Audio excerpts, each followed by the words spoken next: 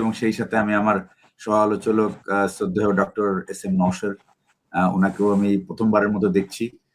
আসসালামু আলাইকুম ভাই, এবং আপনার সঙ্গে আলোচনায় অংশগ্রহণ করতে পেরে ধন্য। এরপরে আমি স্বাগত জানাবো আমার এক ভাই শ্রদ্ধাভাজন doctor S M Nowsher Ali. অনেকদিন পরে আপনার সাথে আমার কথা হচ্ছে। আপনিও আমাকে খুঁজতেছিলেন, আমিও আপনাকে খুঁজতেছিলাম, অনেকদিন আপনার সাথে আমার কথাবার্তা হয় না। তো আজকের আল্লাহ আসলে কি জানেন নওশের ভাই, আল্লাহ লিখে রাখে অমুক দিন আপনার সাথে আমার দেখা হবে, তার একদিন আগেও না একদিন পরেও না, ওই মিনিটে ওই ঘন্টায় দেখা হবে। চমৎকার ভাই, আমি খুব ভালো ফিল করতেছি যে আপনার সাথে আজকের আবার দেখা হলো। আসসালামু আলাইকুম। ওয়ালাইকুম আসসালাম। আসসালামু আলাইকুম।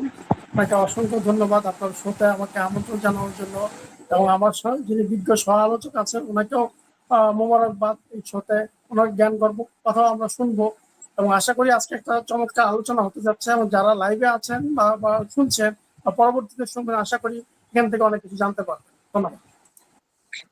জিয়া ভাই, আমার আজকের টকিং পয়েন্টটা ছিল, কোন একটা মানুষ যদি কারো কাছে জিম্মি থাকে এবং কোনো একজন ব্যক্তি যদি কোনো অন্য একটা দেশ, অন্য একটা ব্যক্তি বা গোষ্ঠীর কাছে জিম্মি হয়ে থাকে, ওই লোকটা তার পেশাগত দায়িত্ব পালনে কতটা এফেক্টিভ হয়।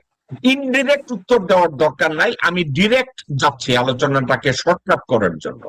আমার বাংলাদেশের কোন সচিব, বিচারক জেনারেল, এমপি বা মন্ত্রী, এরা যদি পার্শ্ববর্তী দেশ ভারতের কাছে জিম্মি থাকে, তারা জিম্মি কথাটাকে আমি একটা বাংলাদেশের বা ভাই আমাদের শ্রদ্ধা ভাজন দর্শকদের যদি আমি বোঝাতে চাই, জিম্মির অর্থ হচ্ছে কয়েদ করে রাখা। কথাটা বলা হবে না, ইংরেজিতে বলি আমরা হোস্টেজ। কাউকে যদি জিম্মি করে রাখে, ওই ব্যক্তি এফেক্টিভলি তার দায়িত্ব পালনে সক্ষম কিনা, সে দেশপ্রেমিক হতে চাইলেও হতে পারে কিনা, সে দায়িত্ব পালন করার মতো মানসিকতা থাকলেও সে এটা করতে পারে কিনা। ব্রিগেডিয়ার জিয়া। বিসমিল্লাহির রহমানির রহিম। আপনার সকল দর্শক শ্রোতাদের সালাম এবং শুভেচ্ছা দিয়া আজকে আমি আমার মতামত দিচ্ছি। প্রশ্নটা খুবই সরাসরি এবং এটার উত্তরও আশা করি বাকি বা মানে এড়িয়ে যে বা ঘুরিয়ে ফিরিয়ে দেওয়ার কোনো সুযোগ নেই। প্রথম কথা হলো, আপনি যদি জিম্মি থাকেন, এটা আপনি তার চোখের দিকে চোখ রেখে কথা বলতে পারবেন না। This is first thing. এটা আমি আপনাকে এর আগেও আপনার সাথে আমি বহুবার বলেছি, সাহস একটা খুবই রেয়ার আইটেম। এটা কিন্তু সব মানুষের কিন্তু সাহস হয় না।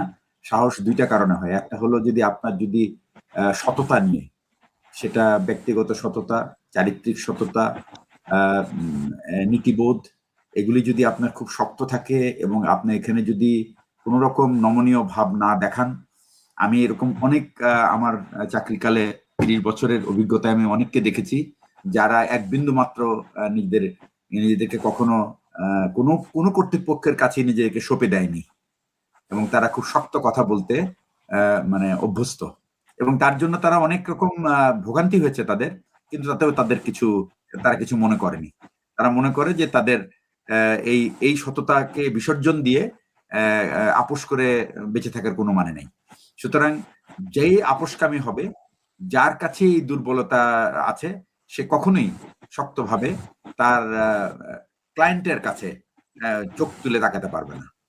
ক্লায়েন্টের কাছে সে সাবমিসিভ হবে। এখানে ক্লায়েন্ট বলবো এই জন্য, বিকজ যে তথ্যটা আপনি উত্থাপন করলেন, it is a relation between the client and customer and the service provider.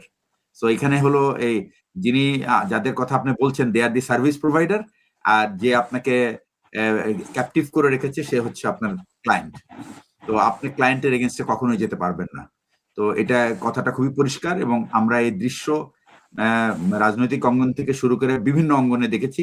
সুতরাং এটা এমন নতুন কিছু না, বা এখানে বানিয়ে কিছু নাই। ওকে, আমি এই কথাটাকে যদি একটু ইলেবোরেট করি, ডক্টর নওশের আলী, আমি আপনার কাছে যাব।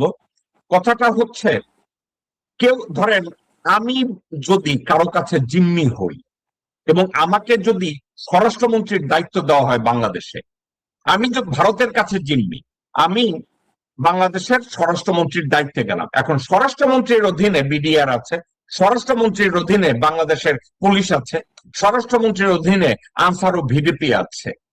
আমি ভারতের কাছে জিম্মি, আমি ভারতের কাছে জিম্মি থেকে আমি দায়িত্ব পালনে কতটা সক্ষম হব, আমি দেশপ্রেমিক হতে চাই, আমি পারবো কিনা, আমি সততা দেখাতে চাই কিন্তু আমি দেখাতে পারবো কিনা। ডক্টর নওশের, আপনি কি মনে করেন? ব্রিগেডিয়ার জিয়া অত্যন্ত চমৎকার ভাবে স্ট্রেইট উত্তর দিয়েছেন যে এটা সম্ভব না, এটা ক্লায়েন্ট এবং সার্ভিস প্রোভাইডার এদের সম্পর্ক, এখানে আমরা এই দায়িত্ব পালনে সক্ষম হব কিনা। ডক্টর নওশের। ধন্যবাদ। এতে প্রশ্নই আসে না। আপনি যদি অন্য কারোর সাথে কমিটেড হয়ে থাকেন, অন্য কোনো পক্ষের কমিটেড না, আমি জিম্মি, এখানে কমিটেড না। নওশের ভাই, আপনি ভুল বুঝছেন, কমিটেড না। আমি উদাহরণ দেই আপনাকে। স্বরাষ্ট্রমন্ত্রীর উলঙ্গ ছবি ভারতের কাছে আছে, স্বরাষ্ট্রমন্ত্রী টাকা নিচ্ছে, তার ভিডিও আছে, স্বরাষ্ট্রমন্ত্রী যৌন কাজে লিপ্ত আছে, ভিডিও আছে। এই স্বরাষ্ট্রমন্ত্রী জিম্মি। ভারত বলবে তুমি পুলিশের পাছা মেরা দাও, তুমি বিডিআর ধ্বংস করে দাও, ভিডিপি দিয়া চুরি ডাকাতি করাইয়া আইন শৃঙ্খলা পরিস্থিতির অবনতি করাইয়া দাও, সেক্ষেত্রে সালাউদ্দিন কি বাংলাদেশের পক্ষে কাজ করতে সক্ষম হবে কিনা? না, এটা সক্ষম হবে না। কেন হবে না? ওই যে আপনি যেটা বললেন, উনি তো জিম্মি হয়ে আছেন। জিম্মি হয়ে থাকা মানে কি, একটা মানুষকে যদি শিকল বেঁধে যদি পানিতে নামায় দেওয়া হয়, সে তো আর সাঁতার কাটতে পারবে না, সে ডুবে যাবে। সঠিক উপমা, সঠিক উপমা, সঠিক উপমা। হাত পা বেঁধে নদীতে ফেলে যদি বলে সাঁতার কাটো, কাটবে কেমনে? এখানে সাঁতার কাটার কোন রাস্তা নাই। একটা কথা নওশের ভাই, আপনি যদি জানেনই জেকব মিল্টন ভারতের কাছে জিম্মি, আপনি নিয়োগকর্তা, কে নিয়োগ দেন কেন? আপনি তো জানেনই যে আমি আমি আমি আমি আমি ভারতের কাছে জিম্মি, এরপরে আপনি আমাকে ওই নিয়োগ দেন কেন রে ভাই? আমি যদি এটা আপনাকে জিজ্ঞাসা করি। এখন এটা হতে পারে যে মানে যে নিয়োগকর্তা তিনিও হয়তো বা জিম্মি থাকতে পারেন, বা তিনি কমিটেড থাকতে পারেন। অর্থাৎ আপনি বলতে চাচ্ছেন নিয়োগকর্তা যিনি, উনি নিজেও তো জিম্মি থাকতে পারেন। তা না হলে এরকম লোককে কেন উনি দিবেন? আরো তো যোগ্য লোক ছিল, যোগ্য লোক তো আরো ছিল দেশে। কিন্তু নওশের ভাই, ধরেন আমি উদাহরণ হাইপোথেটিক্যালি আমি আপনাকে জিজ্ঞাসা করি, ধরেন আপনি প্রধানমন্ত্রী, আপনাকে প্রধানমন্ত্রীর দায়িত্ব দেওয়া হলো, আপনি কি কখনো জানা সত্ত্বে যে এই লোক ভারতের তাবেদারি করে, এই লোক ভারতে 9 বছর ট্রেনিং করছে এবং আমি খসরু মাহমুদ চৌধুরী অমিত শাহের মধ্যে যাইয়া মুখ ঢুকাইয়া দিচ্ছে, এরপরে কি এদেরকে অর্থ মন্ত্রণালয়, পরিকল্পনা মন্ত্রণালয়, স্বরাষ্ট্র মন্ত্রণালয়, প্রতিরক্ষা মন্ত্রণালয় এসবের দায়িত্ব দিবেন? না, একেবারেই দিবেন না, কোনো কনসিডারও করবেন না। আমার যদি জানা থাকে যে এই লোকগুলো একদম চিহ্নিত এবং এরা অন্য দেশের প্রতি তাদের কমিটেড, তাহলে আমি কেন এদেরকে এনে এরকম এত গুরুত্বপূর্ণ মন্ত্রণালয়গুলো দায়িত্ব দিব যেখানে আপনার যোগ্য লোকের প্রয়োজন আছে, এবং এই জন্য মন্ত্রণালয়গুলোর উপরে পুরো দেশের অর্থনীতি বলেন, পুরো দেশের মেরুদণ্ড বলে, সেটা পুরোটা দাঁড়িয়ে আছে। তো সেই মন্ত্রণালয়গুলো তো আমি ওই লোকগুলোর হাতে ছেড়ে দিতে পারি না। নসর ভাই, আরো একটা কথা আমি জিজ্ঞাসা করি, ধরেন একটা ভুল করে ফেলেছে, ভারত তাকে জিম্মি করে রেখে তার কতগুলো ভিডিও, তার কতগুলো ছবি, তার আচার আচরণ ধরে রেখেছে। আপনি একজন ডাক্তার মানুষ, আমি এই জন্য জিজ্ঞাসা করছি, হিউম্যান নেচারে কি এমন ক্যারেক্টার হতে পারে? ফাক ইট, আমি অন্যায় যা করছি করছি, এটা যদি ভারত ছেড়ে দেয় আমার বাল ফরওয়ার্ডিং গেল, আমি দেশের স্বার্থে আমার কাজ আমি করে যাব। যদি এগুলো ভারত ছেড়ে দেয়, আমি বলবো ভারতের মায়ের বাপ। দর্শক বৃন্দ, আমার শুধু জনগণ আমারে মাফ করে দিয়ে, আমি এক সময় ভুল করছিলাম, আমার দায়িত্ব থেকে আমি পিছপা হব না। এমনকি ট্রান্সফরমেশন কোন ব্যক্তির হতে পারে কিনা?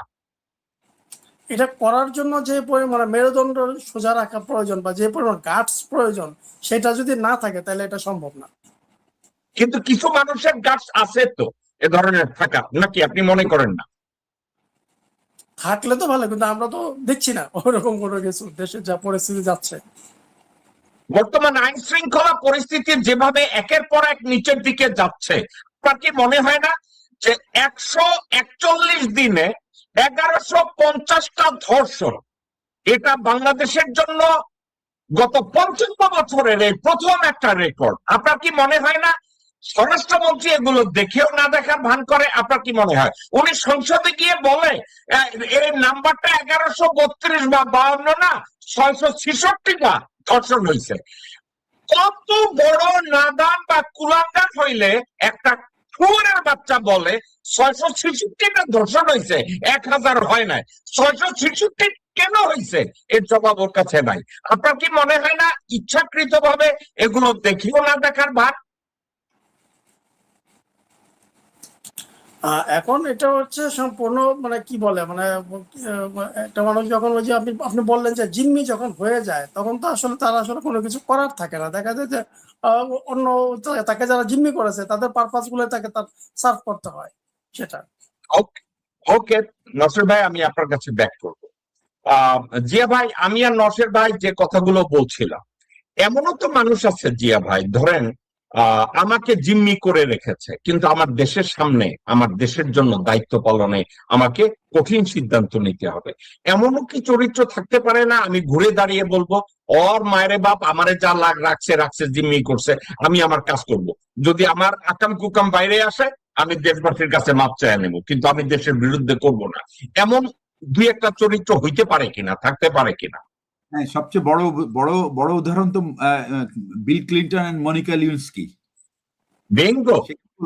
সে কি করলো, পুরো আমেরিকাবাসীর কাছে ক্ষমা চাইলো এবং বলল যে আমি প্রেসিডেন্ট হিসেবে this was A serious misconduct এবং আমি আপনাদের কাছে ক্ষমা চাই আমার এই কর্মকাণ্ডের কারণে। এর থেকে বড় এক্সাম্পল আর তো দরকার নেই আপনার। If American president can beg excuse from his people, এরকম একটা কনসাস একটা মানে যে দেশের অলমোস্ট 100% লোক পলিটিক্যালি কনসাস, মোর দেন 90% লোক শিক্ষিত ইন ট্রু সেন্স, তারা যদি তাদের কাছে যদি তিনি মাপ চেয়ে নিতে পারেন, যার political price is much higher than Bangladesh. বাংলাদেশে তো আপনি যদি রাষ্ট্রপতি এরশাদের কথা চিন্তা করেন, এটা সর্বজন স্বীকৃতি ছিল, মুখ ফুটে বলে নাই, বাট উনি কি করেছেন? উনি তো ই ডিড নট ডু এনিথিং, মানে সে তার মতো করে চলেছে। বাট তার মানে এই না যে সে যে একেবারে সব ভালো কাজ করছে, আমি তা বলছি না। তার অনেক দুর্বলতা ছিল, হয়তো অনেক কাজ উনি করতে পারেন নাই ওনার এই দুর্বলতার কারণে। বাট অন দ্য কন্ট্রারি, আপনি প্রেসিডেন্ট জিয়ার দিকে তাকায় দেখেন, উনি তো কোনো কিছু ছাড় দেয় নাই, কোথাও কোনো ছাড় দেয় নাই। কারণ ওনার সাহসের মূল মন্ত্র কি ছিল? দুইটা জিনিস আমি আপনাকে আগেও বলেছি, এটা একটা সততা, যেটা হলো পার্সোনাল অনেস্টি, সেকেন্ড হলো ভেরি স্ট্রং মরাল কারেজ। এই দুটো মিলিয়ে কিন্তু মানুষের সাহস হয়, তখন কিন্তু আর আপনি কিছুকেই পরোয়া করেন না। এখন প্রশ্ন হচ্ছে যে আপনি বললেন যে ওই যে ভাই একটা এক্সাম্পল দিল যে শিকল বেঁধে যদি না ছেড়ে দেন সাঁতার কাটতে পারবে না। ভাই শিকলটা খুলে দেন না, শিকলটা খুলে দেন, লেট হিম বি ফ্রি। দায়িত্ব দেওয়া দরকার কি তাকে? তারেক রহমানকে নিয়ে যদি কারো কোনো কিছু বক্তব্য থাকে, বলার থাকে, তারেক রহমান এটা নিয়ে চিন্তা করা উচিত না। আমি আপনাকে আগাম বলে দিই, দর্শকদের পক্ষ থেকে আমি তাকে মাফ করে দিলাম, তার যা আছে, যত রকম দোষ আছে। ইউ রিস্টার্ট, এটা একটা নতুন লাইফ। তো বাংলাদেশ তার দ্বিতীয় জীবন দেখছে, বাংলাদেশ তার দ্বিতীয় স্বাধীনতা দেখছে। আমি আপনাকে একটা কথা বলি যে এই যে পুরো ব্যাপারটা, হ্যাঁ, যে এটা কিভাবে হলো, এটা লোই ইনস্টিটিউট, অস্ট্রেলিয়ার লোই ইনস্টিটিউট, আমি জানেন কিনা জানি না, সিডনিতে একটা ইনস্টিটিউট আছে, নাম হলো লোই ইনস্টিটিউট। এই লোই ইনস্টিটিউটের কথা হলো যে মোদি এবং ভারত বাংলাদেশের নিরাপত্তা প্রতিষ্ঠানগুলিকে মানে এমনভাবে নিয়ন্ত্রণ করেছে এবং তাদেরকে রীতিমতো হাসিনার অধীনস্থ করেছে।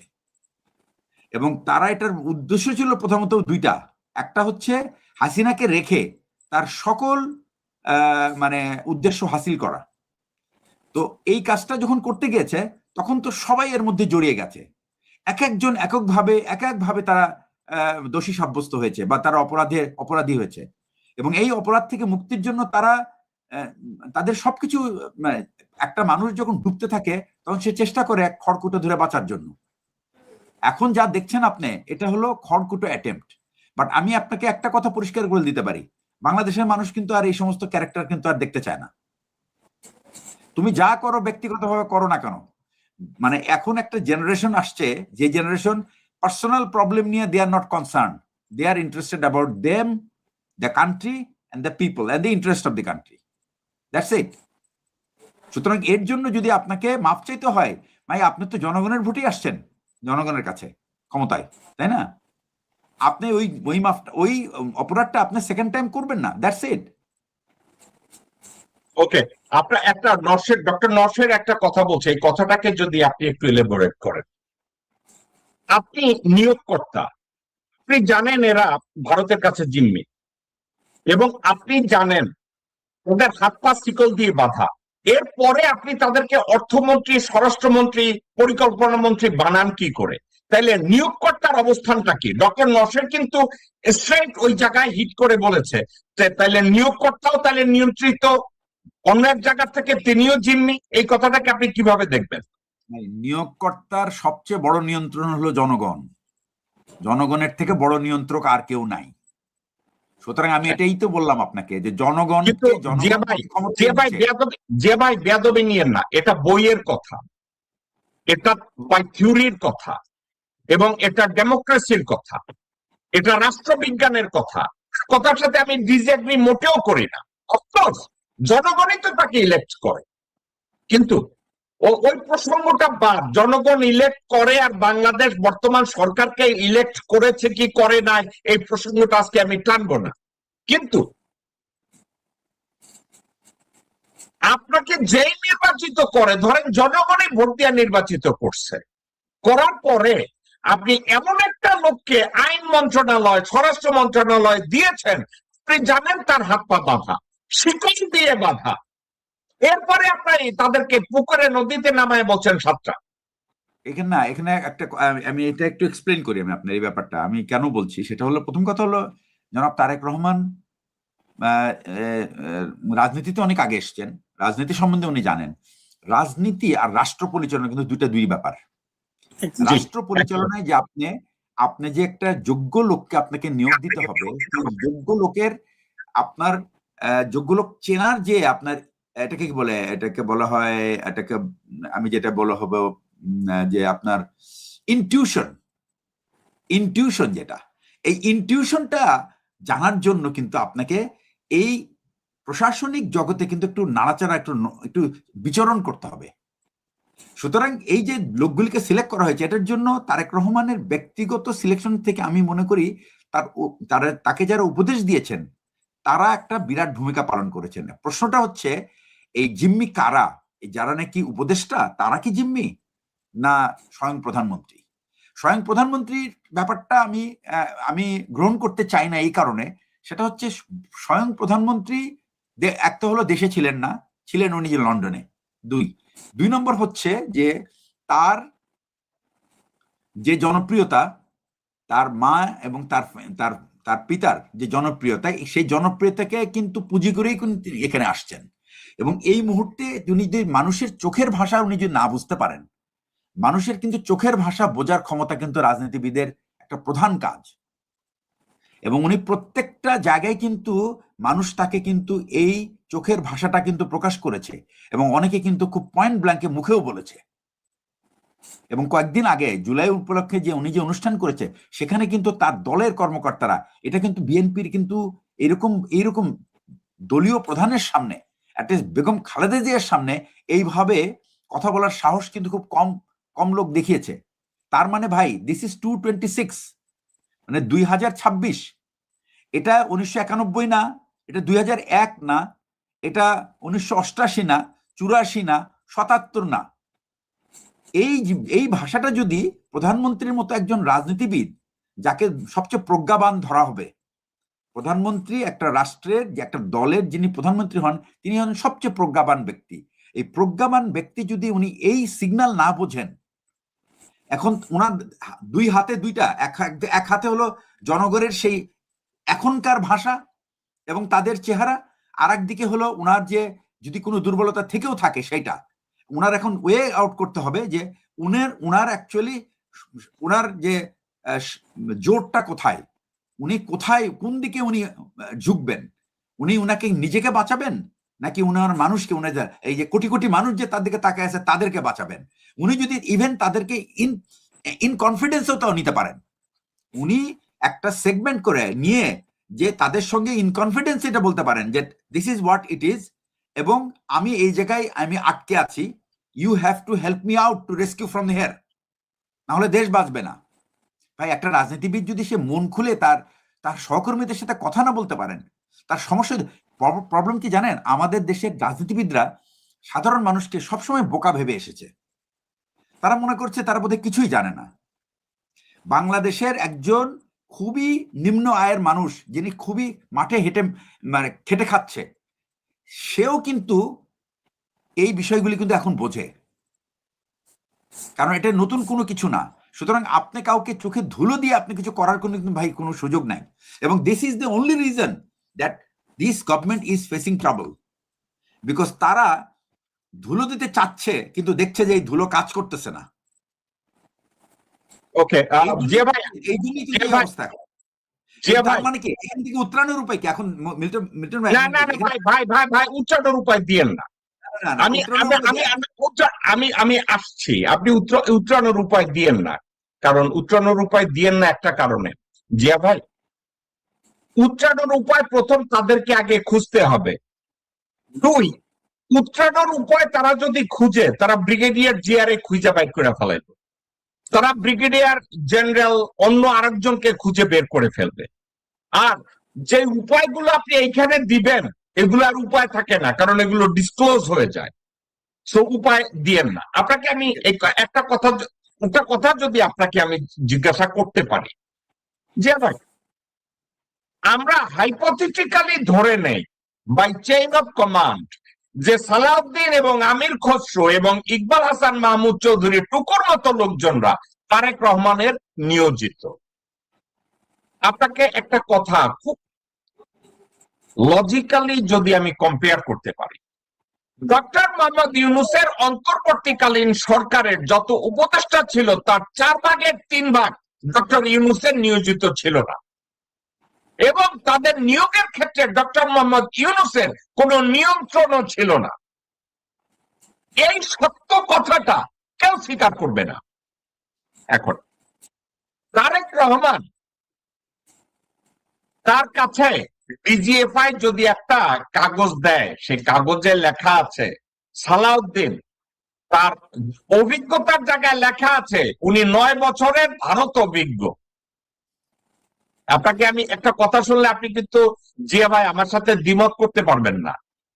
জর্জ ওয়াকার বুশ যখন কন্ডোলিজা রাইসকে ন্যাশনাল সিকিউরিটি অ্যাডভাইজার করেছে, আমি একা একা চিন্তা করলাম এই কালিবেডি স্ট্যানফোর্ডে পলিটিক্যাল সায়েন্স পড়াইছে, এই কালিবেডি জানেটা কি?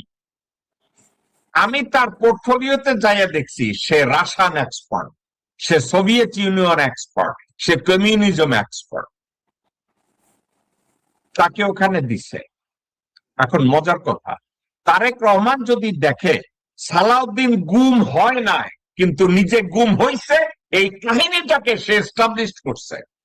সালাউদ্দিন গুম হইয়া ইন্ডিয়া যায় নাই, গুম হওয়ার আগের দিন সে ওয়াশিংটনে ফোন করে কারো কাছ থেকে টাকা চাইছে যে আমি ভারতে যাইতেছি, চিকিৎসার জন্য আমার টাকা দিও, অর্থ সে গুম হয় নাই। আমি আমেরিকা থেকে সাবজেক্টটা জানি, লাইন বাই লাইন জানি, কি কথা হয়েছে তাও জানি।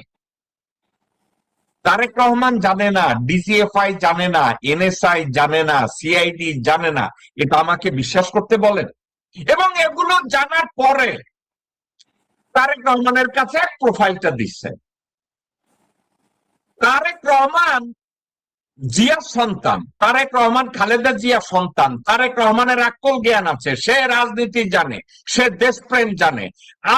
যদি আমি জিয়া ভাই জিজ্ঞাসা করি, আপনি তারেক রহমানকে, আমি আর আপনি ব্যক্তিগতভাবে না জানলেও আপনি তো আমারে বলেন তো, তারেক রহমান এটা জেনে শুনে তারপরে এই আমির খসরু আর সালাউদ্দিনকে স্বরাষ্ট্র মন্ত্রণালয়, এত একটা মন্ত্রণালয় উনি এই দায়িত্বে দিচ্ছেন, আপনি এটা মনে করেন?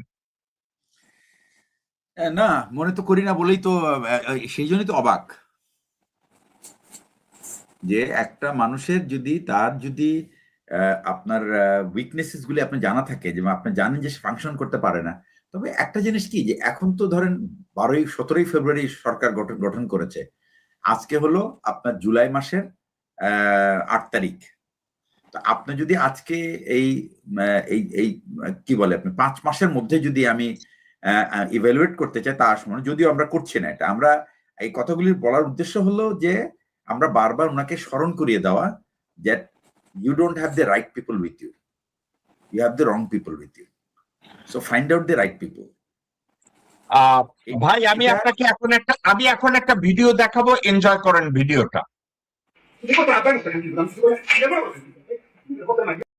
না না না, আমি ভুল ভিডিও দিছি, আমি আপনাদেরকে একটা ভুল ভিডিও দিছি। 1 সেকেন্ড ভাই, আমাকে 1 সেকেন্ড সময় দেন।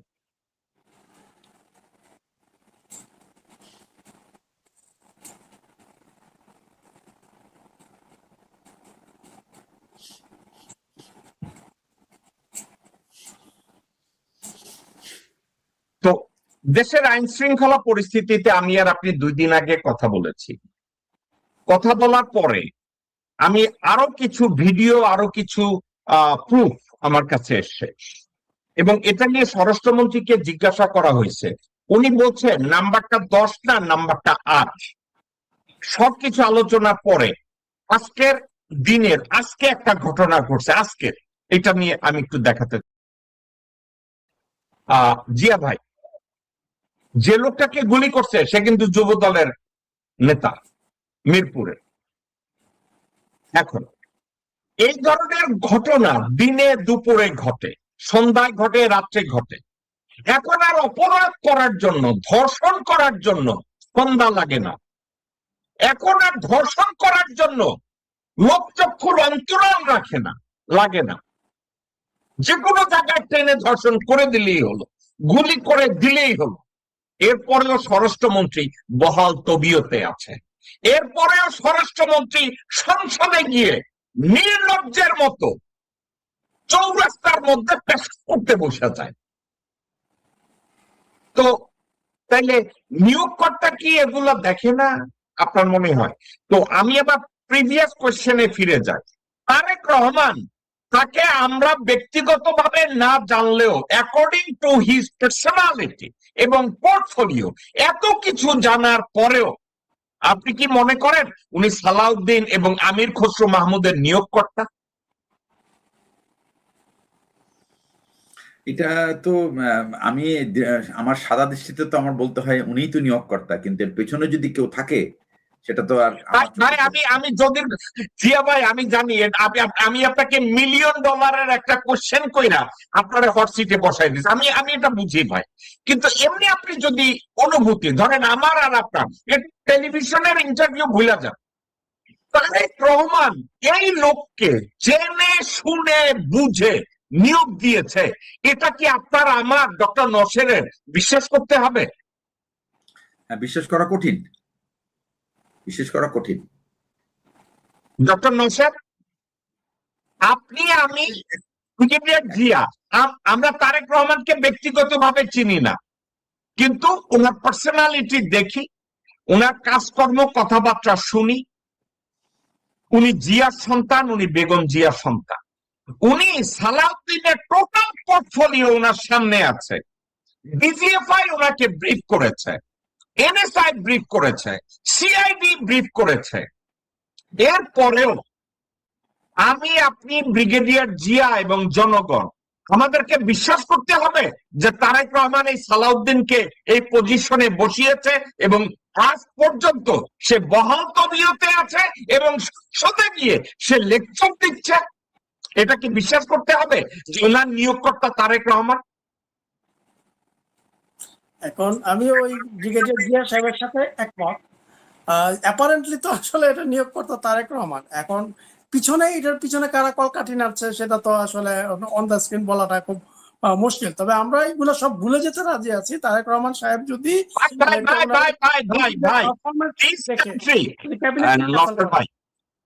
নসের ভাই, এই বিপদে পড়েন না। জামাতের আমি শফিক রহমান বলছিল যত আকাম কুকাম করছে মাফ করে দিচ্ছি। শফিক রহমানের 14 গোষ্ঠী ধৌত করা হয়েছে, বলা হয়েছে তুই কাটা মাফ করা,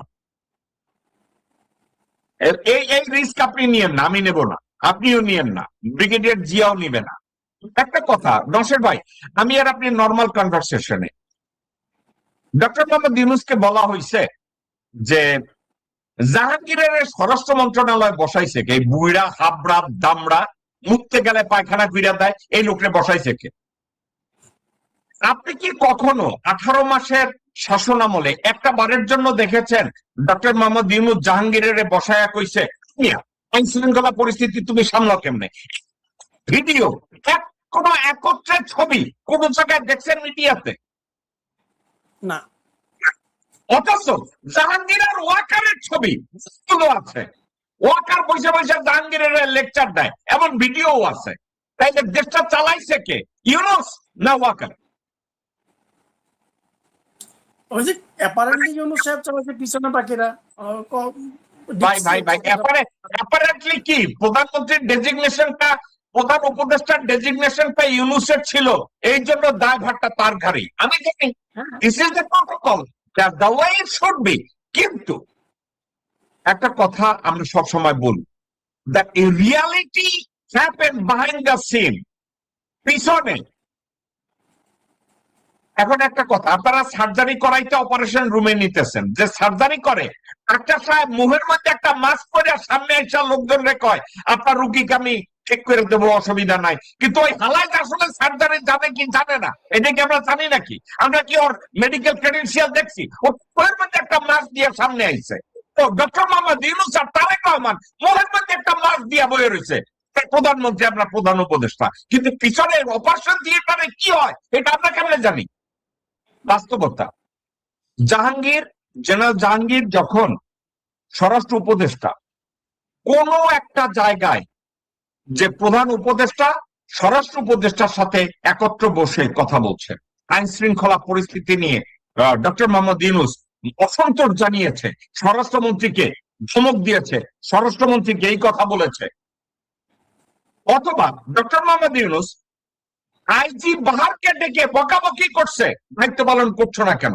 ডক্টর মোহাম্মদ ইউনূস বিডিআর এর ডিজিকে ডেকে ধমক দিয়েছে। এ ধরনের কোথাও কোন ছবি, কোন প্রেস কনফারেন্স, কোন ভিডিও চোখে কি কোথাও পড়ছে? না, এটা পরে নেই। এবং এটার কারণে কিন্তু আমি নিজেও কিন্তু ডক্টর মোহাম্মদ ইউনূসের উপর বিরক্ত ছিলাম। এবং আপনার টকশোতে এর আগেও আমি কিন্তু এটা বলেছিলাম যে উনি কেন এগুলো করছেন না, ওনার দায়িত্বটা উনি কেন পালন করছেন না, বা এই যে এদেরকে দিয়ে যে দায়িত্বগুলোতে দিয়েছেন এদের ফিডব্যাকটা উনি কেন নিচ্ছেন না, বা এদেরকে উনি কেন এদেরকে জবাবদিহিতা আওতায় আনছেন না। এটা কিন্তু আপনার টকশোতে আমি ডক্টর মোহাম্মদ ইউনূস যখন ক্ষমতায় ছিল তখন কিন্তু আমি বলেছিলাম এটা। ওকে ডক্টর নওশের, আমি আপনার কাছে ব্যাক করবো। ব্রিগেডিয়ার জিয়া, আমি যে প্রশ্নগুলো ডক্টর নওশেরকে করছি, এই প্রশ্নগুলো কি ইররিলেভেন্ট নাকি আপনার কাছে রিলেভেন্ট মনে হয়? এই যে মানে এর থেকে রিলেভেন্ট কোশ্চেন তো আর হইতে পারে না ভাই। আর একটা আপনি যে বললেন যে এই যে নিয়োগকর্তার ব্যাপারটা, আমি আপনাকে জাস্ট 2 সপ্তাহ আগের কথা বলি। আমার সঙ্গে এক ভদ্রলোকে দেখা হলো, উনি বেশ একটু বিভিন্ন রকম রাজনৈতিক মহলের সাথে যোগাযোগ রাখেন। উনি বলতেছেন, স্যার আমার এটা তো বিশ্বাস হচ্ছে না, কথাটা কোট আনকোট আমি বলি আপনাকে, আমার একটা জিনিস বিশ্বাস হচ্ছে না। কি বিশ্বাস হচ্ছে না?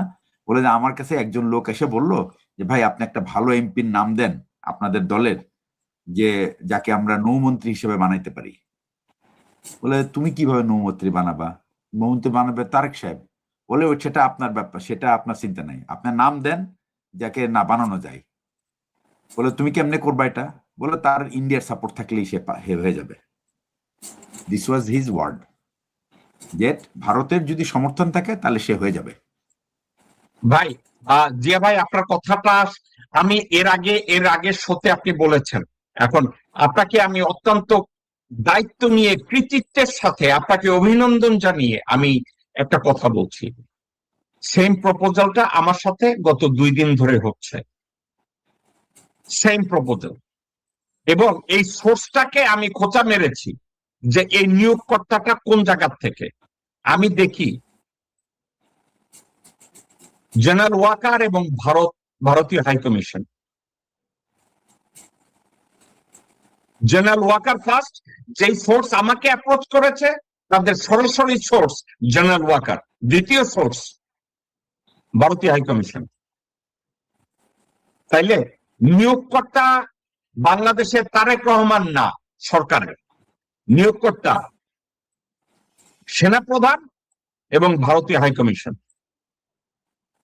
এখন সত্যিকার অর্থে যদি আমরা বুঝতে চাই যে আমাদের নিয়োগকর্তা যারা, তারা নিয়োগ দেয় ভারতের কাছে জিম্মি হয়ে থাকা লোকজনরা, তাদেরকে সচিব বানায়, তাদেরকে বিচারক বানায়, তাদেরকে এমপি বানায়, তাদেরকে মন্ত্রী বানায়। এরা চাইলেও এফেক্টিভ হবে না, এরা চাইলেও এফেক্টিভ হতে পারবে না, এরা চাইলেও দেশপ্রেমিক হতে পারবে না। এখন মিলিয়ন ডলার কোয়েশ্চেন, যেটা নওশের বলেছে, ডক্টর নওশের, আমি এই কথাটাকে যদি বলি যে যাকে দ্বারা আমি ভূত ছাড়াবো সে নিজেই ভূত। আমরা সামনে একটা কাঠের পুতুল বসায় রাখছি ডক্টর মোহাম্মদ ইউনূস নাম দিয়ে, তারেক রহমান নাম দিয়ে, কিন্তু মুখের মধ্যে একটা মাস্ক পরে বলে অপারেশন ঠিক আছে, 2 ঘন্টা পরে বলে রোগী মারা গেছে। সেই বেটা মাস্ক পরে আসছিল, তার আর দেখাশোনা নাই। ওই কুত্তা বাচ্চা আসলে ডাক্তার ছিল কিনা কে জানে। দোষটা পড়বে কার জানেন? ডক্টর নওশেরের, কারণ তার মুখে মাস্ক নাই। তারে ধরে মানুষ কি লাইব, ওই বেটা কি চিকিৎসা করছিস, তাকে আমারে মারেন কেন, আমি তো চিকিৎসা করি না, সার্জারি করছে অন্য একজন। ওই বেটা আর নাই, হ্যাঁ গেছে গা। তাইলে যাদেরকে নিয়োগ দিয়েছে তারা ভারতের জিম্মি। নিয়োগকর্তাকে আমরা সামনে বসে রাখছি, তারেক রহমান নিয়োগকর্তা, কিন্তু তারেক রহমানের এর কোনো ধারণাও নাই। তারেক রহমান সংসদে গেলে তার কথাও কইতে দেয় না, পাশের থেকে মাইক্রোফোন থামাই অন্য একজনের কথা কয়। একটা কথা আছে, আপনাদের দুইজনকে বলি, মানুষ মরার আগে উইল কইরা যায়, উইলে লেখে আমার মৃত্যুর পরে আমার জায়গা জমি এইভাবে ভাগ হবে, একটা উইল কইরা যায়। তারেক রহমান ইয়াং, তারেক রহমান মাত্র প্রধানমন্ত্রী হয়েছে, কিন্তু গেজেট পাস হয়ে গেছে তারেক রহমান না থাকলে অমুকে অমুকে তারেক রহমানের দায়িত্ব পালন করবে। এটা কিসের লক্ষণ? এটা লক্ষণ হইতেছে তারেক রহমানের সরার দরকার নাই, তাকে সরানো হবে। আমি যদি সাবজেক্টটাকে এভাবে ইন্টারপ্রেট করি, ব্রিগেডিয়ার জি, আমি কতটা ভুল হব? না, উত্তরাধিকার ঠিক করে রাখা আছে, অথচ উত্তরাধিকার করার মতো সময়ও হয় না, কেউ করতেও বলে নাই, তাইলে করছে কেন? এটা কিসের সিগন্যাল? তারেক রহমান সরতে না চাইলেও সরানো হবে, উত্তরাধিকার করে যাও। একটা চেইন অফ কমান্ড তৈরি করে রাখতে হবে। আমি যে জায়গাটা হিট করতে চাচ্ছি ব্রিগেডিয়ার জিয়া, আমি আপনাকে জানতে চাই, উত্তরাধিকার তৈরি করার মানুষ কখন করে? 80-90 বছর বয়সে। আমার শ্বাসকষ্ট, আমার বুকে ব্যথা, আমার ডায়াবেটিক্স, আমি এখন মইরা যাবো। তারেক রহমান মাত্র প্রধানমন্ত্রী হয়েছে ফেব্রুয়ারি মাসের 17 তারিখে। তার এই মুহূর্তে উত্তরাধিকার তৈরি করার কি কোনো দরকার আছে? দরকার ছিল না। না, তবে রাষ্ট্রের একটা সিস্টেম আছে যে আপনি যদি কোনো কারণে অনুপস্থিত থাকেন তাহলে সামবডি শুড বি ডিক্লেয়ার্ড। সংসদে যেটা হয়, সংসদীয় রীতিনীতিতে, যে সংসদে যদি প্রধানমন্ত্রী অনুপস্থিত থাকে তো তার পক্ষে বক্তব্য একজন দেয়, দ্যাট ডাজ নট মিন উনি দায়িত্ব পালন করবে। আমাকে আরো একটা কথা বলেন, বাংলাদেশের কনস্টিটিউশন কি বলে? আপনি সংস্থা, ওকে, আপনি কি জানেন বাংলাদেশের এর আগের প্রোটোকল কি ছিল? আমি এরশাদ সাহেবের সময়ের কথা বলি এবং বেগম জিয়া এরশাদ সাহেবের সময়ের কথাটা বলি, আমি সরাসরি জানতাম। এরশাদ সাহেব যখন বিদেশে যেতেন, আপনি কি জানেন উনি স্ট্যান্ডিং অর্ডারে ওরালি বইলা যাইতেন, ইমার্জেন্সি কোনো কিছু হইলে মওদুদ আহমেদ অথবা স্পিকার অথবা অমুক আমার হইয়া ইমার্জেন্সি সিদ্ধান্ত নিবে, but that individual have to consult with me first, get my discretion or my opinion, then he is going to make a decision. আজকাল তো প্রধানমন্ত্রীর এই উত্তরাধিকার দরকার নাই তো ভাই, তিনি সারা পৃথিবীর যে কোনো জায়গা থেকে উনি যোগাযোগ করতে পারেন। তাহলে এই গেজেটটা কেন করা হইলো ভাই আপনার মনে হয়? এই গেজেটটা এটা ভাই জিয়া ভাই, এই গেজেটটা এটা মিন করে কিনা? উনি যেতে না চাইলে ওনাকে সরানো হবে, মানে অথবা উনি অলরেডি কমায় আছেন, সুতরাং তাড়াতাড়ি উত্তরাধিকার ঠিক করে নেই। ঠিক করে ডক্টর নওশাদ, আমি জিয়া, ব্রিগেডিয়ার জিয়া যে কথাটা বললাম, আপনি কি এটার উপরে অন্য কোনো মত আছে আপনার? না, সবার আগে আমি আপনাকে ধন্যবাদ দিতে চাই যে আপনি যে গেজেটের কোশ্চেনটা উঠাইছেন। বাংলাদেশে আমি এখন পর্যন্ত কোনো এমন কোনো বুদ্ধিজীবী আমি দেখলাম না যারা এটা নিয়ে কোনো কথা বলছে, কোনো টক শোতে বা ইয়াতে, যে এই বিষয়টা নিয়ে কোনো কথা বলছে যে একজন অ্যাক্টিং প্রাইম মিনিস্টার থাকতে মানে কে, সে এখনো সুস্থ সবল জীবিত আছে, এখন কি জন্য এরকম গেজেট কেন পাস করতে হইলো, এটা আপনি প্রথমে এটা উত্থাপন করলেন। এটার জন্য আমি আপনাকে অভিনন্দন দিতে চাই আর কি। ওকে, বাট দুই, আপনার অভিনন্দন আমি গ্রহণ করলাম। অন দ্য আদার হ্যান্ড, আপনার কাছে আমি জানতে চাই, এই মুহূর্তে তারেক রহমান নব্য বাংলাদেশের প্রধানমন্ত্রী এবং উনি বয়সে দিক থেকে, শারীরিক দিক থেকে উনি যথেষ্ট ফিট আছেন এবং ভালো আছেন। এই মুহূর্তে উত্তরাধিকার নির্বাচন অথবা ওনার অনুপস্থিতি, এই ধরনের কোনো কনভারসেশনের কোনো দরকার নাই। গেজেট হওয়া তো দূরে থাক, কিন্তু এই গেজেট হওয়ায় কি এটা প্রমাণ করে কিনা যে তারেক রহমান থাকুক না থাকুক ওনাকে সরানো হবে? সরানো হলে কে কি দায়িত্ব পালন করবে আগে লেখায় নাও বিষয়, অথবা উনি কমায় আছে তা ছুটানো হবে। এ ব্যাপারটা যদি এইভাবে কেউ চিন্তা করে সেটা কি ভুল হবে?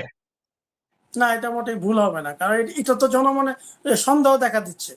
হ্যাঁ, জনগণের মনে তো জিনিসটা সন্দেহ দেখা দিচ্ছে যে কেন এরকম গেজেট কেন পাস হয়। এর আগে তো মানে শেখ হাসিনা যখন ক্ষমতায় ছিল তার এর সময় তো এরকম কোনো গেজেট পাস হয় না, বা এর আগে যখন খালেদা জিয়া ক্ষমতায় ছিলেন তখন তো এরকম কোনো গেজেট পাস হয় না। তখন তো যে নিয়ম রীতি যেটা ছিল যে প্রাইম মিনিস্টার অনুপস্থিত থাকলে স্পিকার তার পক্ষ হয়ে কাজ করবে, এরকম একটা সিস্টেম ছিল, বা প্রেসিডেন্ট থাকতেন, বা এটা একটা একটা কিন্তু এখন একটা গেজেট যে পাস হয়ে গেছে যে বিষয়টা, এটা অবশ্যই একটা সন্দেহ উদ্রেক করে। এবং এই কারণে আমি অবাক হচ্ছি যে দেশের যারা বুদ্ধিজীবী আছেন বা সবাই তো আওয়ামী লীগের গু খাওয়া না, সেখানে তো ভালো মানে সুস্থ মন মানসিক লোকজন আছে, ওনারা কেউ কেন নীরব আছেন বিষয়টা নিয়ে, ওনারা কেন এটা নিয়ে প্রশ্ন তুলছেন না, এটা আমি অবাক হয়েছি। আমি ব্রিগেডিয়ার জি আপনাকে আমার এক দর্শকের একটা কথা বলবো। ভদ্রলোকের নাম কাজল সাহেব, উনি জানতে চাচ্ছে যে পরিপূর্ণ স্বাধীন হতে ভারতের সাথে বাংলাদেশের যুদ্ধ অপরিহার্য কিনা, এর বাইরে আর কোনো অপশন আছে কিনা। আপনি ওনার উত্তরটা দেন, কিন্তু আমরা ওই সরকারের কিভাবে সলভ করবে এই দিতে চাই না। এইটার একটু উত্তর আপনার কাছে আছে কিনা? এটা ভারত থেকে স্বাধীন হওয়ার জন্য যুদ্ধ করার প্রয়োজন নাই। এই যুদ্ধটা হবে অন্তর্মুখী যুদ্ধ।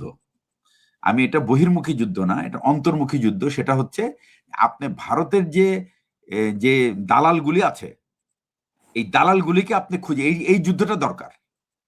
এই দালালগুলিকে প্রথমে সরিয়ে দেওয়া এবং এগুলি একবারে পুরা সরিয়ে তাদের মুখোশ উন্মোচন করা, এটাই খুব জরুরি দরকার।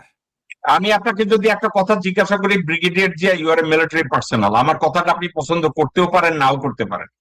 বাংলাদেশ আর্মির কোন মেজর বা লেফটেন্যান্ট কর্নেল, যে কোনো একটা ইনফ্যান্ট্রির একজন সিও, সে যদি 4-5 জন স্কোয়াড করে যদি বলে একেবারে বাছা বাছা 10 জন ইন্ডিয়ান দালাল ইনক্লুডিং সালাউদ্দিন আর আমির খসরু, যদি বলে এ ধরনের 20টা লোকে গুলি করে ফেলাই দিয়ে আসো, কোন অনুমতি নাই, আর্মির আইন ভাঙ্গা এই 20টা মাদার চোদ্দের জাস্ট গুলি ঢুকাইয়া দাও, ওই সিও সাহেব মায়ানমারে পালায় গিয়া চীনে ঢুকা গেল। মানে হাইপোথেটিক্যাল ভাই, আমি করে কই না, যদি করে আপনার মনে হয় না ভারতীয় সব মাদার চোদ্দরা ভারতের বর্ডার ক্রস করবে? আমি আপনার কাছে জানতে চাচ্ছি জিয়া ভাই, কোন ইনফ্যান্ট্রি সিও যদি এই কাজটা করে। এটা তো দেয়ার আর, শোনেন আমি আপনাকে বলি, আমার সেনাবাহিনীতে আমার চাকরির সুবাদে আমি কিন্তু এরকম অনেক এরকম গাটস, মানে সত্যিকার অর্থে সাহসী অফিসার দেখেছি, যারা কিন্তু এই ধরনের মানে আউট অফ দ্য ওয়ে কাজ করার ক্ষমতা রাখে, সাহস রাখে, এবং তার লজিক কি সেটা খুঁজতে চায় না সে। তবে যে হাইপোথেটিক্যাল সিচুয়েশনের আপনি কথা বলেছেন এবং এটার পরিণতি কি হবে, আপনার মেইন উদ্দেশ্য হলো কি আফটার ইফেক্টটা কি হবে, এই আফটার ইফেক্টটা কিন্তু উইল বি সলিড, কোনো সন্দেহ নাই। এবং ওই যে আপনি যেটা বললেন, মানে রীতিমতো ওরা কিছু মানে স্যান্ডেল পাবে কি পাবে না জানি না, আবার খালি পায়ে দৌড় দিবে, এটা কনফার্ম। জিয়া ভাই, আপনি আমাকে যদি একটু বলতে দেন, মোজাম্বিকে একটা মিলিটারি কু হয়েছে, আপনি জানেন ওই যে মোজাম্বিকের যে জেনারেল যে ক্ষমতা নিছিল, সে কিন্তু কোনো প্ল্যান করে না, হঠাৎ করে একদিন কইছে এই সরকার প্রধান যে আছে তারা বাইন্ডার সাইজ কর আর এই কয়েকজনকে ধর। আপনি কি তারপরে কি হয়েছে আপনি কি জানেন? এই ইউরোপিয়ান এবং ফরাসি যারা ছিল ভাই 4 ঘন্টার মধ্যে মোজাম্বিকে আর কেউ খুঁজে পাওয়া যায় না। আমি যদি বাংলাদেশের কোন লেফটেন্যান্ট কর্নেল লেভেলের যারা ইউনিট কমান্ড করে কোন বেঙ্গলের অথবা আর্টিলারির ফিল্ডের অথবা লান্সারের কোন ইউনিটের সিও, সে এত বড় পজিশন হোল্ড করে না, সে একটা ইউনিট কমান্ড করে, সে যদি বলে দেন লেফটেন্যান্ট কর্নেল ফারুক যদি অ্যামুনিশন সারা ট্যাঙ্ক লইয়া মাঠে নেমে আকাম করে, আমি এর চাইতে বড় একটা আকাম করবো। কি ভারতের 20 জন খানকির পোলারে আমি জবাই দিব এবং সে মায়ানমার বর্ডারে গিয়ে আস্তে করে কাম হয়েছে, সে অনেক 20 জন স্নাইপার সুপার নিয়ে ফেলবো, চল আমরা চায়না চলে যাই। আমি একটা জিনিস জানি, চায়না তাদেরকে ফেরত দিবে না, চায়না তাদেরকে ফেরত দিবে না। চায়নার থেকে তারা যদি কোন ক্রমে পাকিস্তানে বা ইরানে বা আফগানিস্তান হয়ে ইরানে চলে যায়, কেউ তাদেরকে টোকাইও পাবে না। কিন্তু এরা স্বর্ণাক্ষরে 75-এ যারা মুজিবরে মারছে তাদের চাইতে এরা বিখ্যাত হবে। আপনার এটা মনে হয় কিনা brigadier Zia? Absolutely. Doctor Nousher আমার এই কথাটা স্যার জিয়া সাহেব আপনি কি বলতে চাইতেছিলেন আপনি বলেন, আপনার শুনতে চাচ্ছি। না না না, আমি বললাম যে এটাই বললাম যে সে এইটা তো ডেফিনেটলি সে হবে হিরো, ন্যাশনাল হিরো। এবং এদের ভূমিকা ভাই, এদের ভূমিকা কি 75-এর যারা মুজিবকে খুন করছে তারা তাদের চেয়েও বড় বীর হবে? আপনি এটা মনে করেন না? বাংলাদেশে, হ্যাঁ, বাংলাদেশের সবচেয়ে বড় সমস্যা এটা আপনি যেটা বললেন, সেটা সমস্যা হলো যে আপনার কোনো মানে কোনো আইনি কোনো পদক্ষেপে এই ধরনের কাজ করা, যদি হ্যাঁ এটা সম্ভব, কখন? যখন আপনি সরকার প্রধান একেবারে অ্যাডামেন্ট হয় তখন সম্ভব। বা সরকার প্রধান যদি এটা অ্যাডামেন্ট না হয় তাহলে তার পক্ষে এই ডিটক্সিফিকেশন সম্ভব না। ওকে ভাই, আমি আর একটা কথা বলবো জিয়া ভাই, আপনি আমার উপরে রাগ কইরেন না, কারণ কথাটা আমার বলতে হবে। তারেক রহমান দেখলো ঘরের শত্রু বিভীষণ, চারিদিকে আমার শত্রু, সে যদি ইনফ্যান্ট্রি একটা ইউনিটের সিওরে ডাইকে বলে যে তুমি এই কাজ করে চলে যাও, তারেক রহমান সিচুয়েশনটা কন্ট্রোলে আনতে পারে কিনা? Tarique Rahman will be remembered for rest of his life. This country will make him, তার জন্য সরকারি পয়সায় মুরাল বানাইতে হবে না, মানুষ নিজের পয়সায় মুরাল বানাবে। ডক্টর নওশাদ, আপনি কি আমার কথাটা, আপনি আমার প্রশ্নটা কি বুঝছেন? আমি ব্রিগেডিয়ার জিয়াকে, আমি যদি আপনাকে বলি তারেক রহমান সরাসরি বলবে না, কিন্তু কোন একটা ইউনিটের সিও, ইনফ্যান্ট্রি একটা সিও কে ডাইকা বলবে, শোনো আমি তোমারে officially unofficially what ever it is, তুমি এই 20 জনের নাম আছে, এই 20 মাদারচোদ ভারতের দালাল, গেট রিড অফ দেম, আর তুমি বর্ডার কেমনে ক্রস করবা আমি ব্যবস্থা করে দিতেছি। এটা যদি করে তখন কি সিচুয়েশন হবে বাংলাদেশে? সিচুয়েশন তো ভালোই হবে, কিন্তু কথা হচ্ছে তারেক ভাই না না না না, ওইদিকে যায় না, বাংলাদেশের লোকজন এইটা যদি করে কি হবে? উনি যদি এটা করে, ধরেন কোন লেফটেন্যান্ট কর্নেল 20-30 জন ভারতীয় কুচপাচারে গুলি করে, যে সালাউদ্দিনের মতো, আমির খসরুর মতো, নানকের মতো, আওয়ামী লীগ আর বিএনপি নেই, মাদার চোদ্দ মার, এগুলো যদি মারে এবং তারা ভাগে, তারেক রহমানের গায়ে তো কোনো কাটা লাগবে না, কারণ তারেক রহমানের মধ্যে নাই। তারেক রহমান কোন লেফটেন্যান্ট কর্নেলের মাথায় যদি একটা পোষা দিয়ে এই কথা কইয়া দেয়, বারুদের মতো কাজ হবে, 10 জন ইউনিট কমান্ডার বাইরে যাবে, তারা এই কাজ করবে। কিন্তু যদি করে, আপনার মনে হয় কি হবে বাংলাদেশে? যদি ওটা করতে পারেন অবশ্যই তো সেটার একটা ভালো ফল আসবে, কিন্তু করবে কিনা আমার সন্দেহ। ওকে ভাই, আমি এদিকে যাব না। ব্রিগেডিয়ার জিয়া, আমাদের শো শেষ। আপনাকে যদি আমি জিজ্ঞাসা করি, আমাদের হাইপোথেটিক্যাল এই ধরনের একটা সিচুয়েশন যদি হয়, তাহলে বাংলাদেশের অবস্থা কি হবে? বাংলাদেশের মানুষ তাদের ক্ষোভ এমন একটা পর্যায়ে পৌঁছে গেছে এই সমস্ত ভারতীয়দের অপকর্মের কারণে, যে তারা এই ধরনের অ্যাকশনকে ডেফিনেটলি সাধুবাদ জানাবে, যদিও এটা আইন বহির্ভূত এবং এটা আইনের মধ্যে পড়ে না, কিন্তু আপনার দেশকে রক্ষা করা দেশের প্রয়োজন, একটা অনেক বড় প্রয়োজন। এইটা হবে। বাট আপনি কি আমার সাথে একমত? 20 থেকে 30 জন ভারতীয় খানকির ছেলেরা যদি এভাবে সোতায়া দেয়, ভারতীয় এই খানকির ছেলেরা 1 ঘন্টার ভিতরে বাংলাদেশ ত্যাগ করবে। এয়ারপোর্টে যাইয়া দেখবেন লাইন টানছে, বর্ডার থেকে দেখবেন সরকার চোট পালাইছে। এটা হবে কি হবে না আপনার মনে হয়? এটা হবে, এইরকমই ওকে হবে। ওকে ডক্টর নওশাদ, আজকের আলোচনা আমরা এখানে শেষ করতে পারবো না, আগামী শুক্রবার আমাদের এই আলোচনা কন্টিনিউ করবে। ডক্টর নওশাদ, আজকের আলোচনাটাকে আপনি আপনার মতো করে কনক্লুড করেন। আমি একটু বলতে চাই যে কিছুদিন আগে অজিত দোভাল নেপালে গিয়েছিলেন। ওই নেপালের যে প্রাইম মিনিস্টার ছিলেন, ওই যে তার সাথে বালেন্দ্র নাকি যেন, তার সাথে দেখা করতে, সে তাকে সাফ মানা করে দিচ্ছে যে আমি কোনো সরকারি প্রতিনিধি, ভারত সরকার প্রতিনিধির সাথে কথা বলবো না, আমি একজন প্রাইম মিনিস্টার, আমি সরাসরি প্রাইম মিনিস্টার, ভারতের প্রাইম মিনিস্টারের সাথে কথা বলবো। এরকম গার্ডস যদি, গার্ডসওয়ালা যদি প্রাইম মিনিস্টার হয় একটা দেশের, সেই দেশের অবশ্যই একটা মানে উজ্জ্বল ভবিষ্যৎ আছে। এখন আমাদের পিএম সাহেব মানে ওইরকম গার্ডস দেখাইতে পারবেন কিনা, বা সেরকম সেটা ওনার ক্যাপাবিলিটি কিরকম আছে, বা কিরকম সেটা ওনার কার্যক্রমে হয়তো ভবিষ্যতে দেখা যাবে। এখন পর্যন্ত আমরা দেখতে পাচ্ছি না, ভবিষ্যতে কি হয় সেটা ভবিষ্যৎ বলবে। ধন্যবাদ। ওকে ব্রিগেডিয়ার জিয়া, আজকে খুব সংক্ষেপে আমি আপনার কাছ থেকে কনক্লুশন শুনতে চাচ্ছি। এমন একটা হাইপোথেটিক্যাল সাবজেক্টকে আমি টেনেছি, আপনি আমার উপরে রাগ করতে পারেন। আজকের এই সাবজেক্টটাই আমার মনে ছিল, এই সাবজেক্ট আমার মনে ছিল হাইপোথেটিক্যাল। উপদেশ দিয়া যদি তাদের দরকার হয়, আমি ঠান্ডা মাথায় এতটুকু বলতে পারি, বাংলাদেশে কোন নিয়োগকর্তা যদি চিন্তা করে বাংলাদেশের সার্বভৌমত্ব টিকাতে হবে, এক্সিস্টেন্স টিকাতে হবে, তারা ব্রিগেডিয়ার জিয়াকে খুঁজে বের করবে। যদি না করে, এটা তাদের লস, ব্রিগেডিয়ার জিয়ার লস না। আজকের এই আলোচনাটাকে সংক্ষেপে আমি চাচ্ছি আপনি কনক্লুড করেন। আজকে যে সাবজেক্ট ছিল সেটা হলো ভারতের কাছে জিম্মি থাকা বিভিন্ন পদের উচ্চ পদস্থ কর্মকর্তারা আসলে তারা জিম্মি আছেন কিনা, এবং তাদেরকে এই জিম্মি থাকার কারণে কি দেশের আইন শৃঙ্খলা পরিস্থিতি এভাবে অবনতি ঘটছে এবং মানুষ আস্থা হারাতে শুরু করেছে। তো আমি বলবো যে আস্থা হারানোর সময় আমি বলবো যে এখনো হয় নাই, তবে এইখান থেকে বেরিয়ে আসার সুযোগ আছে। এবং আপনি যেটা বললেন যে যদি কেউ জিম্মি থাকে তাহলে তার নিজের থেকেই তার পথ ছেড়ে দেওয়া উচিত, এবং তার বলা উচিত যে আমার পক্ষে দায়িত্ব পালন করা সম্ভব না, সুতরাং ফাইন্ড সামবডি এলস। আমি মনে করি সেটাই হলো সবচেয়ে যৌক্তিক কাজ।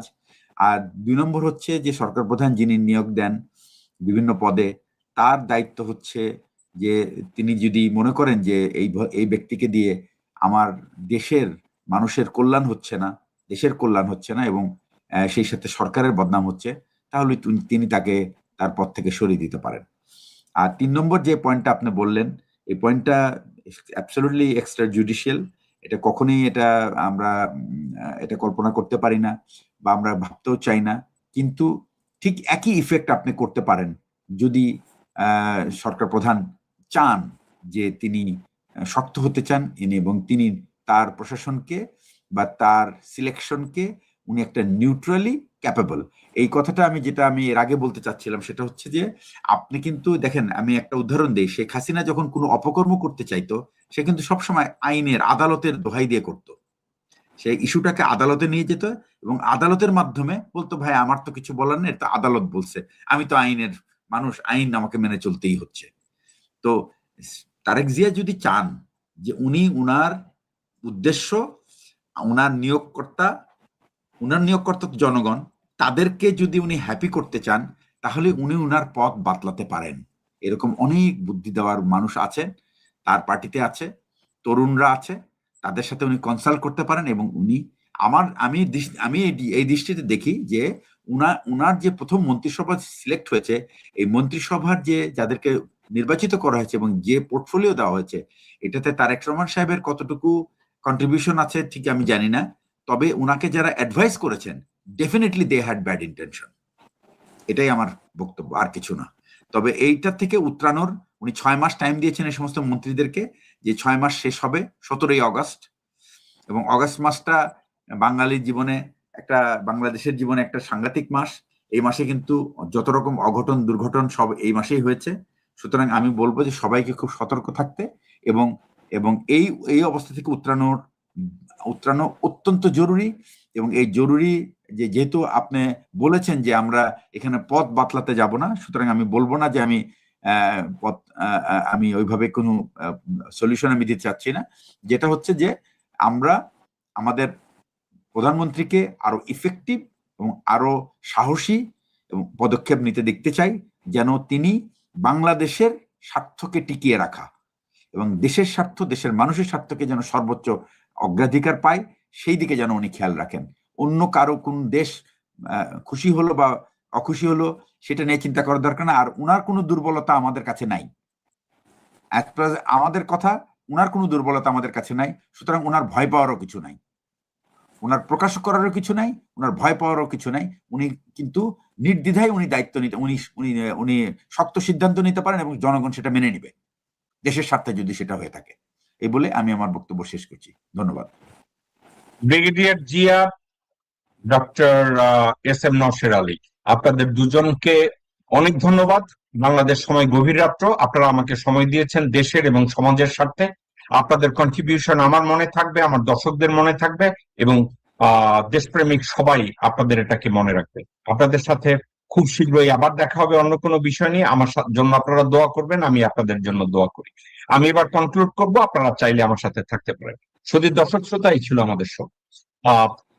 আমি প্রথমে যে কথাটা বলেছি, এই কথাটা আজকের আমি কনক্লুড করি নাই, আজকের যে বিষয়টা কনক্লুড করি নাই, কারণ এটা নিয়ে আমাদেরকে আলোচনা করতে হবে। ব্রিগেডিয়ার জিয়া, ডক্টর নওশের, ওনাদেরকে আবার আমার দেখতে হবে, এটা নিয়ে আমাদের আরো কথা কনক্লুড করতে হবে। আমি আরো দুইটা বিষয় নিয়ে কথা বলার ছিল, সেগুলো নিয়ে আজকের কথা বলার আমি সময় পেলাম না, আমাকে যেতে হবে এক জায়গায়। কিন্তু আজকের বিষয়বস্তুটা ছিল ভারতের কাছে জিম্মি হয়ে থাকা কোনো ব্যক্তি বাংলাদেশকে সার্ভ করতে পারে কিনা। সঠিক উত্তর না। কোন দেশের সাথে কেউ যদি জিম্মি হয়, ওই ব্যক্তিকে কোনোভাবেই উচিত না অন্য একটা দেশের দায়িত্ব দেওয়া। ভারতের কাছে জিম্মি ব্যক্তি যদি বাংলাদেশের দায়িত্ব পায়, সে ভারতের স্বার্থ রক্ষা করবে, বাংলাদেশের না। এটা না বোঝার মতো বলদ তারেক রহমান না, এবং আমি মনে করি না যেটা জানার পরে তারেক রহমান তাদেরকে নিয়োগ দিয়েছেন।